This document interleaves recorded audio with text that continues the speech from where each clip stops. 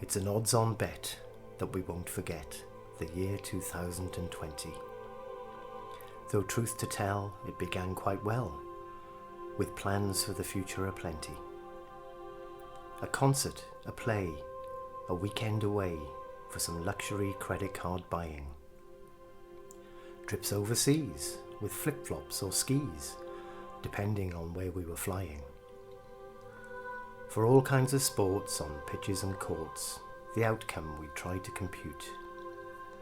Who would come first, and who would be cursed from elite level down to grassroots?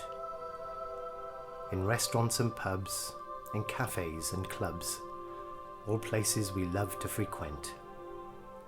With good friends to meet for that special treat, we looked forward to time well spent. A meal from a drive-thru, a party to go to, a wedding, a movie, a dance. An evening of dating with the prospect of mating, and maybe this time we've a chance. And just for a lark, a stroll in the park, or a drive in the car to the coast, to lie on the sand pretending we're tanned instead of as white as a ghost. We loved to explore, and all this and more was available any old time. But how could we know just a few weeks ago that these joys would soon be a crime? Getting our hair done, joining a fun run, everything once so desirous. Our choices were many, but now there aren't any, thanks to coronavirus. Terms enigmatic like asymptomatic are now part of everyday use. Cocooning and spread, mass graves for the dead, herd immunity, spousal abuse, supply chain, swab testing, anti-lockdown protesting, ventilator, vector, vaccine. We're in the same boat, an overused quote. Morbidity, mask, quarantine. We learn words and phrases like triage and phases, clusters and mitigation. Underlying conditions, a surge in admissions, PPE and intubation. Contact tracing, pandemic, reagent, systemic, flattening the curve of infection. Chart, map and graph, essential staff, COVID-19 detection. With luck we possess, at our own home address, broadband in every room. Social media's the thing to which we all cling, with WhatsApp, Facebook and Zoom.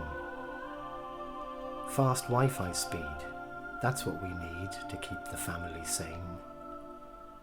We're all stuck indoors, so to stop civil wars, we have to be entertained. But we're not all alike. Depression can strike. Isolation can make us feel friendless. No scope, no employment, no hope, no enjoyment. This madness can often seem endless. For others it's fine. Just a glass of red wine in the garden can help us forget. Or the talking head views seen and heard in the news about the imminent threat. Many people have ills, some fret about bills, some are incredibly kind. Some act the fool, some are just cruel, some seem to be losing their mind. Some lack awareness, they don't see the unfairness of risking the lives of others. They don't feel alarm, they don't care if they harm their parents and sisters and brothers. Some are our heroes, some are just zeros, and we know by now who is who. Some will be winners, some will be sinners, others will simply sail through. We don't know the odds, we're in the lap of the gods. It's random, it's chaos, it's fate. Let's all give a cheer when we get the all clear, but all we can do now is wait. Some won't be alive, but most will survive by the end of this gruesome year. We don't yet know the cost, but with all fingers crossed, it won't be as bad as we fear. There's another cost too, and we don't have a clue about the level of debt that's rapidly mounting, almost beyond counting, but we can't worry about that just yet.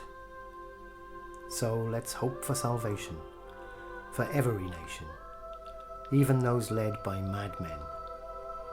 As somebody said, there are good times ahead when we can all meet up once again.